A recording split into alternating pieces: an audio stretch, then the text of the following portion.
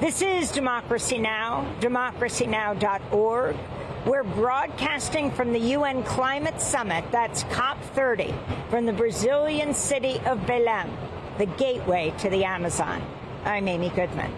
As delegates and leaders representing more than 190 countries continue negotiations, the Brazilian presidency is expected to release a new draft text today addressing some of the most pressing climate demands, including financing and the transition away from fossil fuels. Brazilian President Luiz Inácio Lula da Silva is in Belém today as pressures mounting to include roadmap to phase out oil, coal and gas in the final climate text. He may pass us at any moment. More than 80 countries from Africa, Latin America, Asia and the Pacific, as well as European Union member states and the United Kingdom, have joined those calls, with Colombia leading the efforts. This all comes as frustration is mounting over the refusal by wealthier nations and some of the world's worst polluters to properly fund climate adaptation efforts for global South countries most impacted by the climate crisis, but those that did not cause it. We're now joined by Susana Muhamad, longtime environmentalist. She served as Colombia's Minister of Environment and Sustainable Development from 2022 to this year. She was also the president of last year's United Nations Biodiversity Conference held in Cali, Colombia. She is of Palestinian descent. We welcome you back to Democracy Now!, Susana. We have spoken you at past COPs. You were the main climate negotiator at one point for Colombia. If you can initiate this global audience into what COP means, even that, the Conference of Parties, 30 years, why this is so important and what's happening today with the Brazilian president here and what you're seeing in the texts that have been presented. Thank you so much, Amy, and I'm so glad to be here again this year. Well, it's very important to let the audience understand what this environment means. COP is the conference of the parties. Who are the parties? And the parties to what? The parties are the countries of the world that have subscribed the Convention on Climate Change. And this convention is an international treaty signed by the countries to be able to control and stabilize the climate. Because we knew since 30 years ago, and that's why it's called COP30, because it's the 30th time that the parties meet to try to solve this issue. But what's the reality? You have faced it in the United States during these years, that things are getting out of control, the climate and the emissions, the CO2 emissions that produce this climate crisis are increasing, not decreasing, and also that the climate is becoming more wild, if we can say it in simple words, and more dangerous, the situation. So this 2025 COP is critical because scientists said that we needed to cut emissions by 42% compared to 2019 in 2030. But the reality is that we are in a trajectory, rather than to decrease 42%, to increase 16%. And rather than to stabilize the climate in 1.5, we are actually going to a trajectory to have an increase in temperature of 2.8 Celsius. And just to give your audience a dimension of what that means, we have never experienced in the last two geological eras this temperature. Humanity, since it's a species alive on planet Earth, has never experienced this temperature. We have no clue, no idea what this means. And when we could see that happening at the end of this century, and who will believe in this? The children that were already born in this century. So that's why this conference is the only fora that we have internationally, globally, so countries agree and take action. I'm going to ask you about what Kumi Naidoo yesterday, the South African climate activist, called the F word, fossil fuels. Now, what would it mean to include the phase out of fossil fuels in the final climate text, and how is it possible that that hasn't happened before? Well, it happened for the first time in Dubai, which was actually a very interesting process, because it was in the Arab world, in the United Arab Emirates, and you know that the largest reserves of oil in the world are there, and the cheapest ones. So it was a big effort that we could include that an objective is to phase out fossil fuels, which actually was not even that language. It was transition away from fossil fuels, because it's a transition. But what does that mean? That we should change our source of energy, we should stop producing, extending the frontier of production, and also stop the consumption and burning of fossil fuels, and that is a whole change. So now what happens is that it has been 2 years since Dubai, and the Brazilian government actually gave licenses for exploration in the Amazon Delta, outside in deep waters where the Amazon River comes, just weeks before this conference. It's a very contradictory message, because you know the Amazon is one of the pillars of climate stability.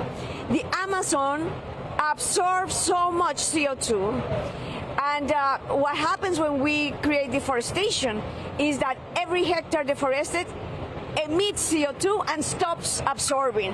So if we lose the Amazon, which means deforestation of around 25%, we actually lose the control of the climate. And we are in the Amazon. This COP is in the Amazon in 2025, 5 years before we need to reach the goal to stabilize the climate. And the Brazilian government gives licenses for exploration of oil a few weeks before.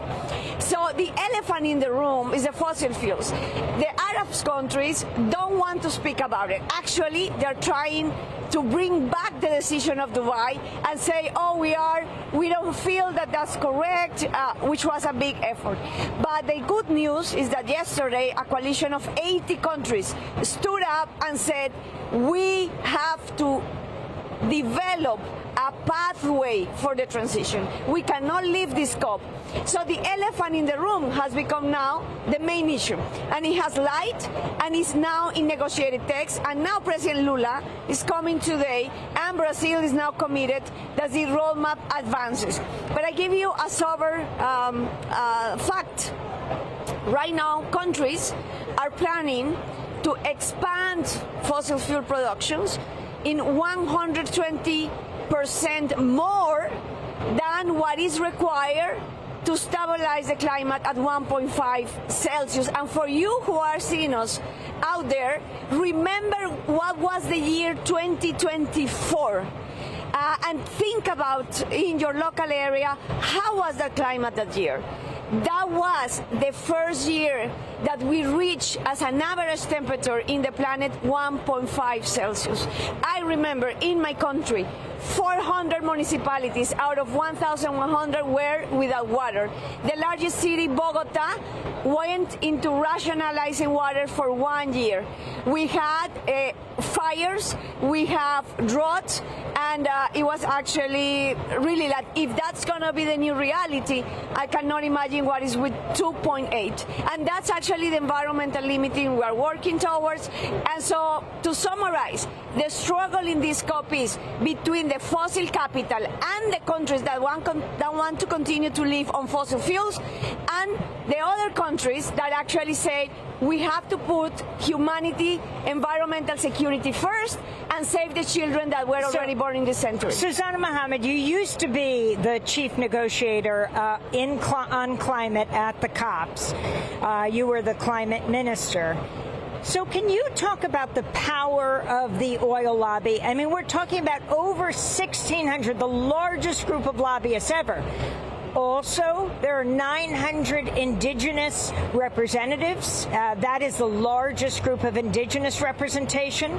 So talk about the balance, and also, are indigenous demands being considered here? I mean, indigenous leaders shut down this COP on Friday for hours. It's exactly, I think that's the picture of the 21st century. If you want to summarize this issue in one picture, is the picture of the woman from the Amazon, the indigenous woman, blocking the entrance of the COP, and on the other side of the fence, the military protecting the fortress of the COP. What fortress are you protecting? You are protecting the fossil fuel capitalists. That's why you're protecting. And actually, the influence in these rooms of the fossil fuel lobby is huge. That comes in two forms.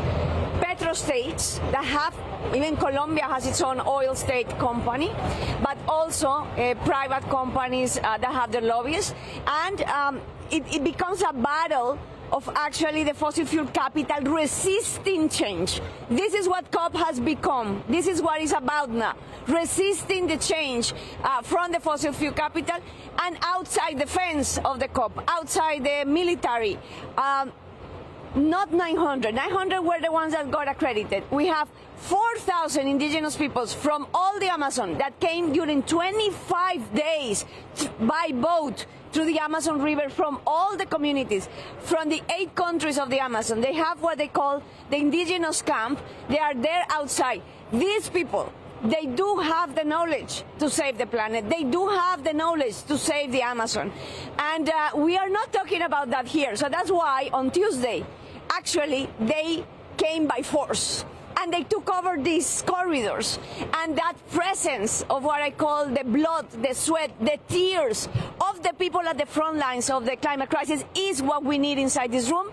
And unfortunately, although we have to say it is much better in Brazil than when we had the COP in Egypt, in United Arab Emirates, and Azerbaijan, which we didn't even were able to do the protest in the street, the march of climate, but that's actually, I think, the forces in the 21st century. The people at the front lines, again, the fossil fuel capital. We only have a minute to go, but I wanted to ask you 2 quick questions. The significance of President Trump, for the first time, the United States not sending a high-level delegation. Do you actually think that's good or bad in terms of how they influence the outcome? And also, you are a Colombian of Palestinian descent, and your thoughts right now on what's happening in Gaza. Yes, on the first one, it's absolutely terrible the United States is not here. It's the second biggest polluter in the world. And to be able, I mean, this is the problem. This problem cannot be solved by any single country. It has to be the global community together. But the worst thing is the escalation of the conflict. Before, it used to be blocking here, as some countries are doing. But now it's with military action. So having the U.S. military deployment of military forces to the Caribbean had killed 80 Latin Americans in total impunity in the last 2 months, with nobody stopping that. And actually, my fear is that what President Trump is coming for is for the oil resources of Venezuela and also the minerals of Colombia and Latin and South America. If this is going to be the escalation of conflict, we actually in a very bad shape. That's why it will be a fantastic message from Brazil that more than 80 countries, on the majority of countries said no. We are not going to change the agenda because there is military bullying from any powerful country right now. And we have to secure the humanity. And on Gaza, these are not issues that are not correlated.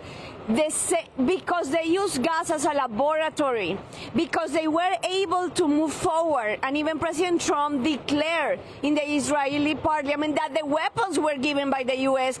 to commit genocide. Because this has happened, and the world, the United Nations, nobody could stop this. That's why they have now the license, the green light to start moving forward to pursue whatever interests they think they want to pursue.